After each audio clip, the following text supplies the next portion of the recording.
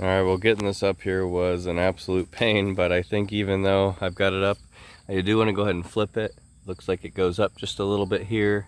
I could use the toe board, but I'd like the stability of it just laying on a flatter side. I think I'll get some better cuts if this up here is resting on the bottom here, even though the end, of course, here will be coming up quite a bit. So I'm gonna go ahead and flip this over and see how that looks.